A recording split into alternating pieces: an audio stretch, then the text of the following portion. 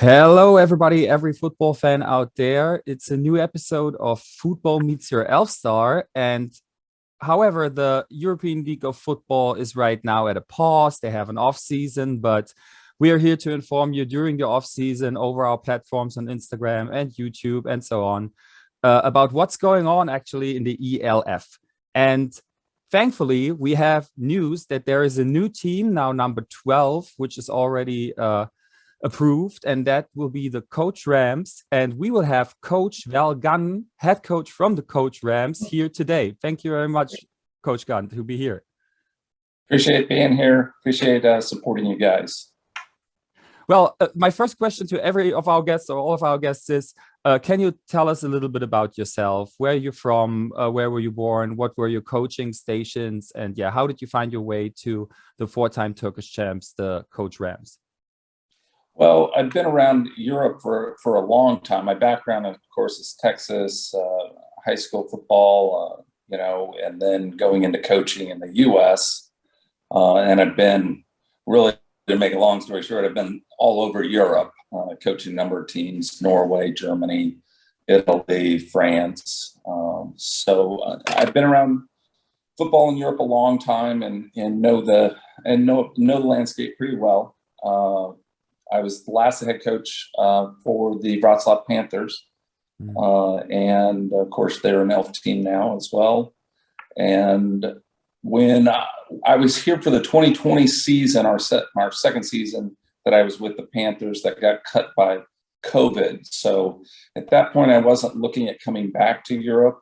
It was just not something that was in view for me. But then, of course, as the landscape changed and we get an ELF that comes out, it was exciting to hear about that. And then, of course, getting together with Coach and what they wanted to do, and wanting to take that step up into that elite level is really what intrigued me, and we got going from there. All right. So we always know, or we always heard that it's the Koc Rams, but you're located in Istanbul. Can you tell us a little bit, because there's a Koç University there, right? And there is a franchise or like a holding company called Koç Holding. What does it have to do with the team and with the club you are working for? Well, the university is our biggest supporter. So they are the group, or this particular institution, which is fantastic. They provide us with obviously our budget and or a large portion of our budget and all the facilities and infrastructure that we have. So we have an incredible setup to start with. We are not at this point with the holding company at all. So that's sort of a little bit, word starts spreading out. We have the capability to use them if needed, but at this point it's not. So they're there, and we welcome to support them, but that's not something that is that they're doing right now for us. Okay, but you will be called in the ELF then the Istanbul Rams, right? Yes, and we're similar in the way to, say, the Raiders and the Vikings and even the Panthers in a sense that we'll have an ELF team, the Istanbul Rams, but then we'll also have our Turkish pro team, which will be the Koc Rams, our university team, and then also our academy team and our flag teams. So, and those are all under the Koc label. So that's what I wanted to know too, because like many teams in the ELF so far, they have great teams right now because they also could add up their roster a little bit with imports. But now they're trying to find cooperations and build cooperations in their surrounding to also guarantee a good youth work for the future. Can I imagine it like that you and the university already have that set up? And so that could be like a big advantage going forward to always have young talent around? Absolutely, yeah. So that's where we have an advantage, very much so, as far as being able to have that feeder program for us. The pro team, the Turkish pro team, becomes our development team. So that's a team that's pure development. It'll be all Turkish players and coaches. So for us, the goal there is just to really have that development. So we're just stepping up each level as we go. So university is stepping into that pro team stepping in. And then, of course, we have the academy team as well, which is basically our high school or U19 teams that'll be coming in as well. And then also we're hoping for participation from teams in the Istanbul area that don't have pro teams but have university teams. So we want to utilize those to help feed into that base. So how is the competition, or how has the competition been? I just mentioned it very shortly that the Koc Rams were a 4-time champion. And could you play last year at all? How was the situation due to COVID, and how's the dominance in the league like for the Koc Rams lately? Well, in particular, COVID hit Turkey very hard. So football was out for really maybe 2.5 years. So I think it took a big hit from that, probably more than most countries in Europe did. So as far as that goes, so the hit was pretty significant. And I think probably at that pro level was really heavily hit.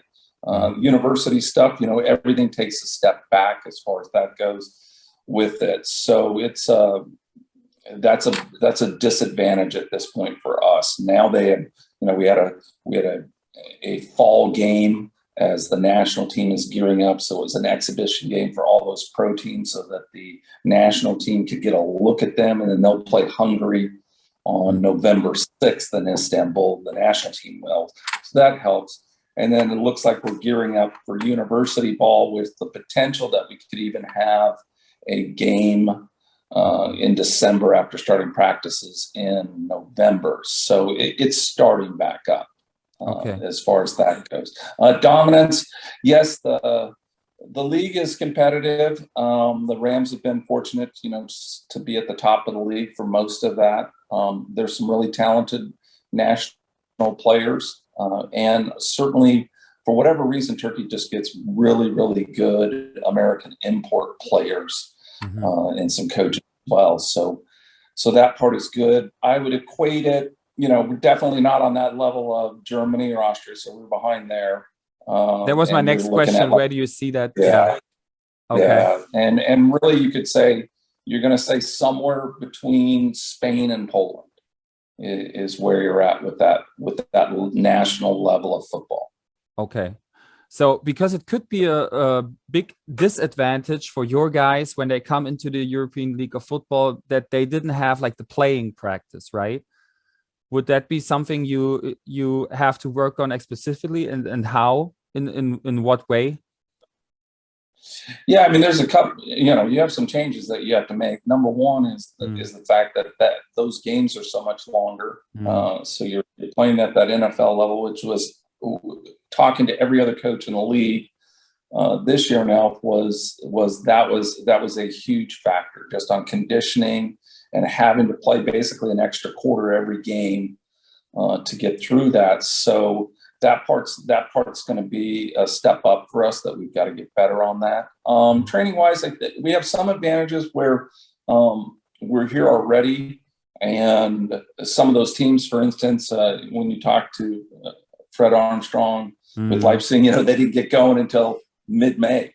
So, and really had to piece stuff. So we're better in that sense than some of the teams, and we'll be able to go through the program with our off-season strength and conditioning and having those guys in place. So we're pretty good there. Yeah, it's funny that you mentioned him because I'm actually living in Leipzig. So I talked to him a lot of times about exactly that and what advantage it can be to be already set up. You talked a little bit beforehand about, and you just mentioned NFL and college rules. You are, I would say, enthusiast or like a fan of the Miami Dolphins, you told me. Is that right? But you're more into college football when you watch it. Yeah, much more. I follow college football far more. I enjoy it far more than the NFL. And of course, being a Miami Dolphin fan is and a lifelong one at that. It hasn't been pretty. So so it's been tough. And then of course, watching them lose yesterday and against the Jaguars in London, but it's par for the course. So. But I'll follow the NFL game more now, of course, because of the rules and because of the changes that we have to make at that top end. Okay. Um, are there any teams you watch that you watch the ELF very closely, I guess, this year? Are there any teams which really like impressed you, and where would you say, okay, these will be the favorites, maybe these will be our like hardest opponents next year? Well, I think that's one of the things we had talked about earlier was that step up in competition, and week in and week out, you're just going to have tough football games. So where you might have, ELF is from top to bottom the strongest league, no doubt. And that's not to say that the other leagues are not, but the difference between, say, playing in the GFL1, where you just have some really good teams, but then they drop off significantly, and it would be the same thing in Austria. You don't have that drop off that you do. So each game you're going to go in, it's going to be a war, and you've got to come out of that war healthy and mentally strong and getting ready for that. I think the league significantly got tougher with the additions of the Vikings and the Raiders, who are both instantly going to be right at the top and favorites. You have, of course, Hamburg that got to the finals and did a fantastic job in that game, even though coming up short. Frankfurt is always going to be talented. And I know, Cologne made the playoffs, and they're right there, and returning Madrid London, that's going to be tough. Oh, yeah. And then the Panthers, one thing about them is that they learn and adjust and adapt very quickly. So they were right there getting to the point of being a playoff team and contending for a championship. And I can tell you next year that team will be significantly better and deeper, and would have to be considered one of the contenders as well. The Rheinfire, don't know. I'm assuming obviously there's wild, support for them, and it's going crazy. And I'm assuming that they'll put a great product on the field. I think all the teams are going to be better. I think the Surge had their issues early and will retool completely. Barcelona was clearly better by the end of the season. Leipzig was better. Had Birdsong not gotten injured, that team's probably a playoff team. So, and then you see what happened in Berlin. I think with just all the changes that have gone on there, it's going to be a tough league.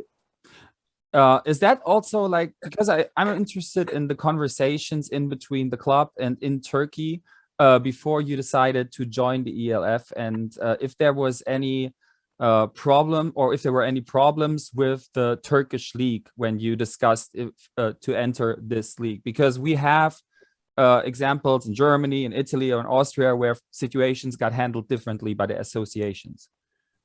No, at this point, we have great cooperation with the federation. We're hoping to have even more support from them and work together. We want to work together. It's critical for us to share things. It's mutually beneficial. The exposure and what we can provide them will just boost up football in Turkey overall. And they're savvy. They know what they're doing. They want to get better. They want to get stronger and do things right. And they especially really want to start working on that youth area to develop youth football in Turkey so that they've got long-term success. So I think we're in maybe the best position of any of the things as far as our federation and the ELF team.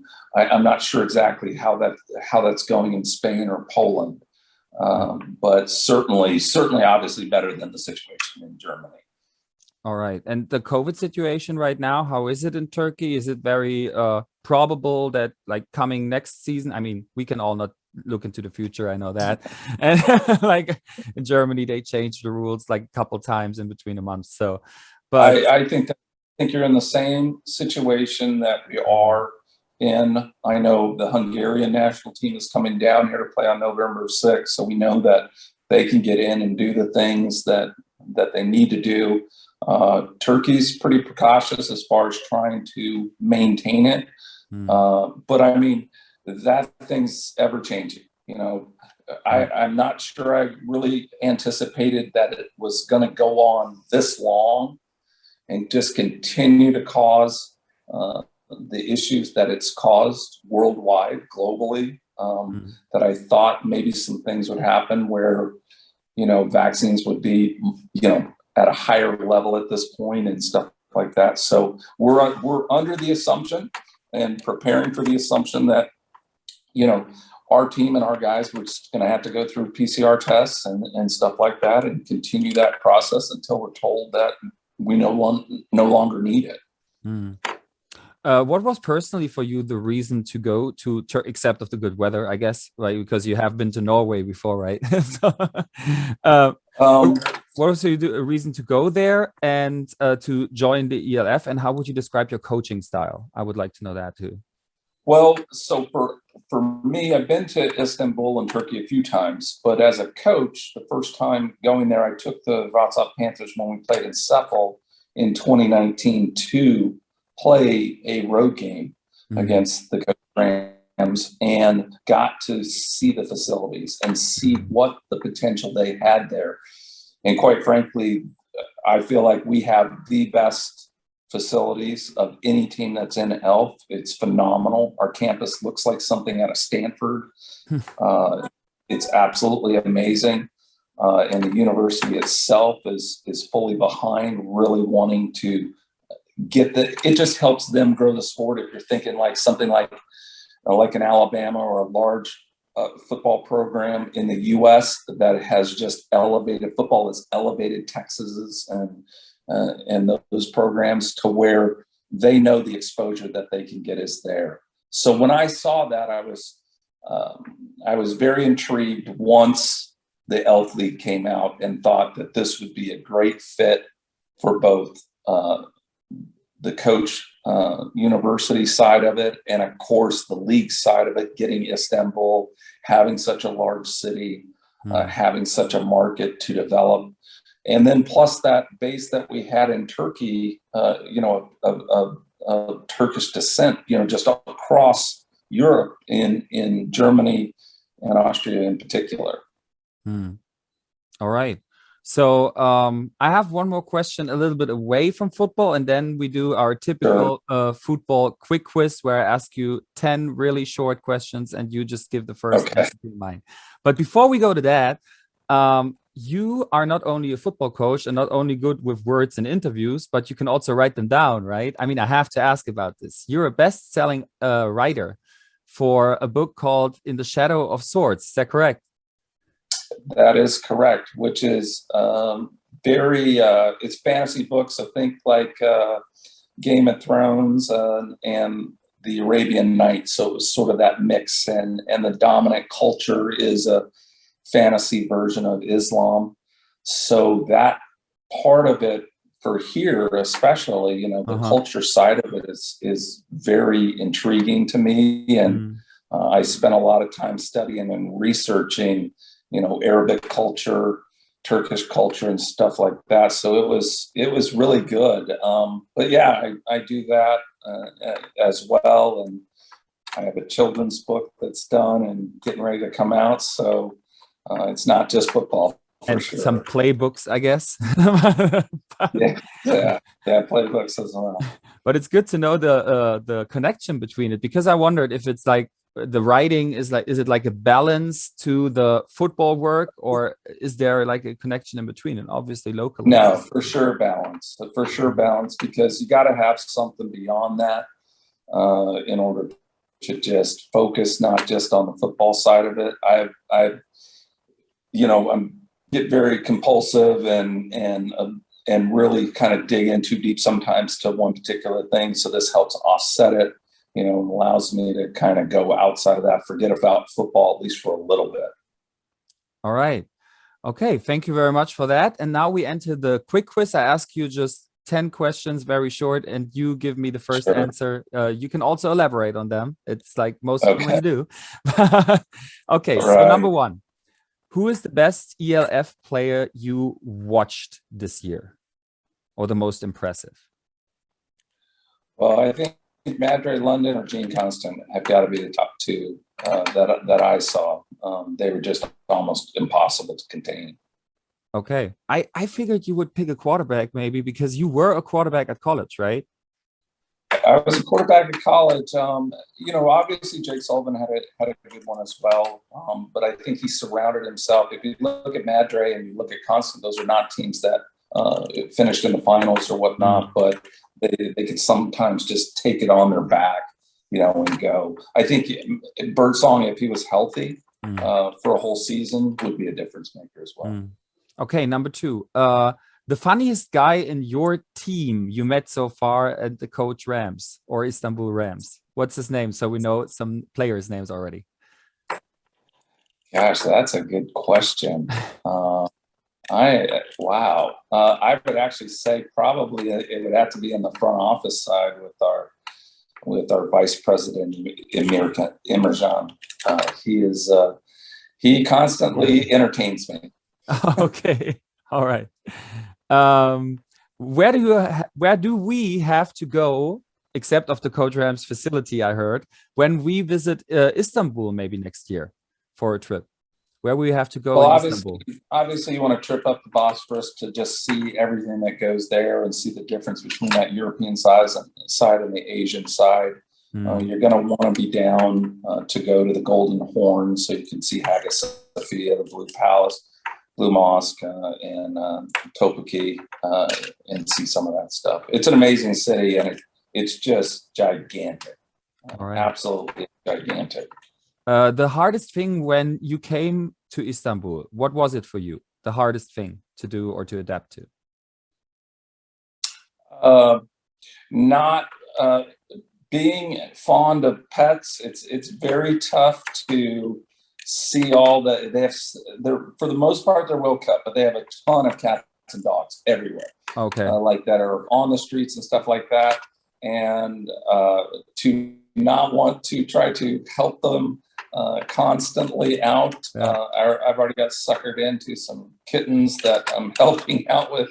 So I think that's the thing that was just really hard for me to adjust to. Okay. This food started to grow on me over the years. Maybe it's European food, maybe it's Turkish food. Can you think of something? Well, you're talking Döners?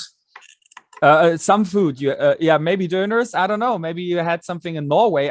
Don't they eat like sharks in Norway or something, or is that in some other country where it's a dish? Whale. Oh, whale, yeah. Yes, so I've had whale in Norway.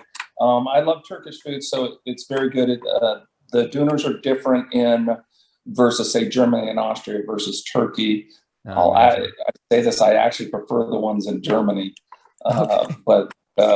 But the taste of stuff here. I love Middle Eastern food, so it's great. Okay, the next one I have to change up a little. I am inspired by this NFL offense or college offense. Is there any offense right now in college or NFL level where you say I'm inspired by that play calling? Well, on the NFL level, for sure, you would want to Arizona Cardinals and the Baltimore Ravens are probably the two on the offensive side of the ball. We're going to play fast and do that same stuff. So we'll adapt a little bit to the NFL game and those NFL rules. But it's going to, if you see Oklahoma and some of those offenses, it's a lot like that. The secret to good quarterback play is what, as a former quarterback? Well, getting the right quarterback to fit the system that you are running. So you're not putting a square peg in a round hole, and you have the guy that can fit into that system perfectly, that can run and do what you need him to do. What we always say as a football team, our job on offense is to be productive and to protect the football. Those are our two things that we have to do as an offense. By the way, I didn't ask that before. Do you have your quarterback for next year already fixed, or is there an import maybe coming or being discussed? Can you tell anything about that already? Not set yet. We're close. We'll know probably in the next few weeks. it'll be a familiar face if that's set. And if not, we have other guys that I'm talking to and speaking with, as our other guys down the line to get them in if he's not there. Well, we would be very happy that if you inform us as fast as possible, as soon as you know it. I have a couple more. An ELF city I need to play in, or you want to visit next year. I mean, you have been to a couple places, but what city maybe you haven't been? Yeah, unfortunately, I've been to all of them and been to quite a few of them. I'm not sure how the divisions will shake out. I think a lot will determine on whether or not we have 12 or 16 teams. And but if we get to go to Vienna, I love Vienna, Berlin. I don't know if there'll be some sort of southern franchise like in Bavaria, Munich. I don't know if that'll happen, but certainly if not, then we get to go to Innsbruck. Those are places that I love, and would love to play and experience in those. Okay. We talked about the rules, the different rules. Is there a college rule you're happy to lose or to not have anymore, or an NFL rule where you think, okay, this is something which I really embrace, that I now have this rule? Because we talked about the longer times, which can be a disadvantage. But is there a rule you have to lose? I think maybe the ability, coach's challenge is one of the things, I suppose, is one of those things. 2-minute warning, which you don't get in college, that you have at least as that extra timeout per half. Now we have to adjust that since that clock doesn't stop after that first down like it does in college. I would say the biggest thing for us is, say, the pass interference rule, where in college it's going to be a 15-yard penalty, and in those NFL rules it's a spot foul. That's probably the biggest one. Definitely different on the way defensive backs can cover. That 5-yard rule is a little bit different as well. All right. But I would say probably that pass interference overall and the 2-minute warning are the two biggies. All right. Okay. And my last question for you, and thank you for participating in that. Your locker room of the Istanbul Rams gets hyped to what music? Did you have any experience what they hear in the locker room? No, we haven't had it really since we haven't really had the game. So I don't know. I couldn't tell you. I know we pretty much are with everybody. It's going to be some sort of hip hop and a tempo type music. I imagined like Turkish folk music or something, No, call to prayers going on right now. But no, every once in a while they'll break out a Turkish folk song at our practices. We have music running through our practices, so we'll usually have something going on there. But it's pretty standard stuff. I let the guys handle that as long as it's not going to drive me crazy. They kind of put on whatever gets those guys going. All right. Okay, Coach. Thank you very much for making that time and for telling us so much about your team, about your aspirations in the new league and the decision-making. Why?